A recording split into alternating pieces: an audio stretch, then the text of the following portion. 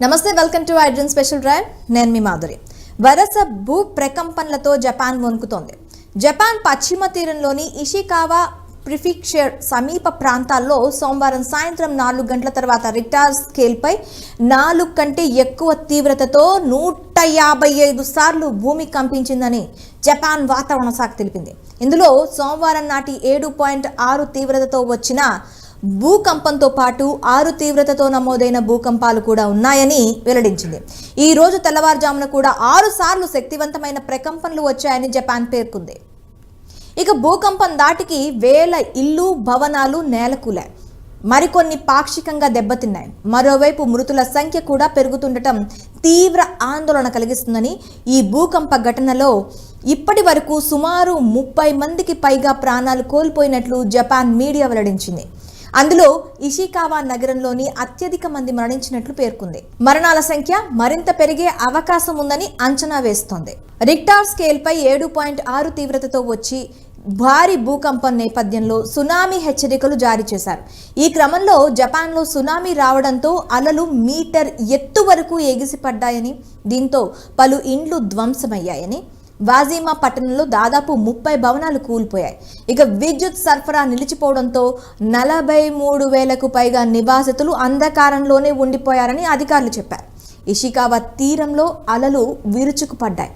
ఇక భూకంప తీవ్రత ఎక్కువగా ఉన్న సముద్ర తీర ప్రాంతమైన ఇషికావాలో మరణాల సంఖ్య భారీగా ఉంటుందని అధికారులు అంచనా వేస్తున్నారు. అయితే జపాన్ వాతావరణ సంస్థ సోమవారం జారీ చేసిన సునామీ హెచ్చరికల తీవ్రతను తగ్గించడం కాస్త ఊరట కల్పిస్తోంది. కానీ మరోసారి భూ ప్రకంపనలు, సునామీ వచ్చే ప్రమాదం ఉందని హెచ్చరించింది. సముద్ర తీర ప్రాంతాల్లో నివసించే ప్రజలు అప్రమత్తంగా ఉండాలని సూచించింది.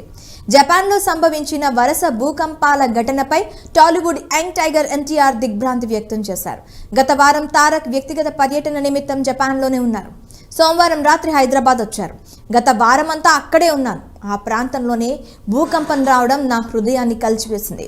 భూకంప ప్రభావిత ప్రాంతాల్లో ప్రజలు త్వరగా కోలుకోవాలి అని ఎన్టీఆర్ ట్వీట్ చేశారు. భూకంపంలో కీలక విషయాలు మెల్లగా వెలువడుతున్నాయి.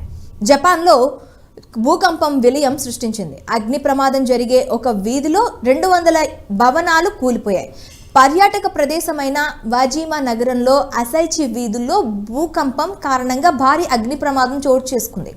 ఈ ప్రాంతం కేవలం 280 చదరపు మీటర్లోనే ఉండటంతో అగ్నికిలలు వేగంగా వ్యాపించాయి. మంటల ధాటికి 200 భవనాలు కాలిపోయాయి. ఈ విషయాన్ని జపాన్ పబ్లిక్ బ్రాడ్కాస్టర్ ఎన్హెచ్కే వెల్లడించింది.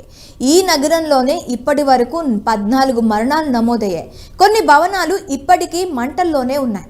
ఈ నగరంలో 6 తీవ్రతతో భూకంపం సంభవించింది. నగరానికి వచ్చే ప్రధాన రహదారులన్నీ బీటలు వారాయి. వాహనాలు కదలడం అసాధ్యంగా మారింది. భవనాలు కూలడం, అగ్ని ప్రమాదాల కారణంగానే అత్యధిక మంది ప్రాణాలు కోల్పోయినట్లు పేర్కొంది. ఇక నిగటా, టొయామా, ఫుకాయ్, గిఫు నగరాల్లో క్షతగాత్రులను గుర్తించారు. 45,000 ఇళ్లకు విద్యుత్ సరఫరా నిలిచిపోయింది. ఇక సూజు ప్రాంతంలో 50కి పైగా భవనాలు కూలిపోయాయని అధికారులు ధృవీకరించారు. వీటిల్లో ఓ ప్రధాన మందిరం కూడా ఉంది. ఇక్కడి పోర్ట్ను సునామీ అలలు తాకడంతో చాలా పడవలు బోల్తా పడ్డాయి. షీకా ప్రాంతంలో సోమవారం అత్యధికంగా 7 తీవ్రతతో భూకంపం వచ్చింది. ఇక్కడి టోగి వైద్యశాల భవనం ధ్వంసమైంది. చాలా ఇళ్లు కూలిపోయాయి. హీమి ప్రాంతంలో అత్యధికంగా కర్రలతో నిర్మించిన ఇళ్లుంటాయి. తాజాగా వచ్చిన భూకంపంలో ఇవి చాలా వరకు దెబ్బతిన్నాయి. జపాన్లో ఇప్పటికీ భూ ప్రకంపనలు ఆగకపోవడం సహాయ చర్యలకు పెద్ద అడ్డంకిగా మారింది. అసలు ప్రాణ నష్టం ఎంతో తెలుసుకోవడం ఇప్పుడు జపాన్ ముందున్న ప్రధాన సమస్యగా మారింది. వేల సంఖ్యలో Japan self defence forces, fire ఫైటర్లు, పోలీసులను భూకంప ప్రభావిత ప్రాంతాలకు తరలించారు. దారుణంగా దెబ్బతిన్న ప్రధాన రహదారుల కారణంగా సహాయక చర్యలకు ఆటంకం కలుగుతోంది. ఈ ప్రాంతంలో ఉన్న ఏకైక ఎయిర్పోర్ట్లోని రన్వే భారీ పగుళ్లు ఏర్పడడంతో మూసివేయాల్సి వచ్చింది. ఇప్పుడు గాలింపు, సహాయక చర్యలు కాలంతో పోటీ పడుతూ చేస్తున్నామని జపాన్ ప్రధాని కిషిదా స్వయంగా వెల్లడించారు.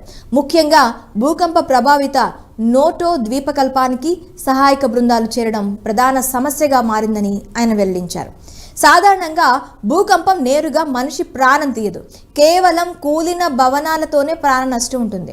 గత చరిత్రను పరిశీలిస్తే భూకంపాలు వచ్చిన సమయంలో 90% మందిని తొలి 3 రోజుల్లోనే రక్షించగలిగినట్లు జపాన్ గణాంకాలు చెబుతున్నాయి.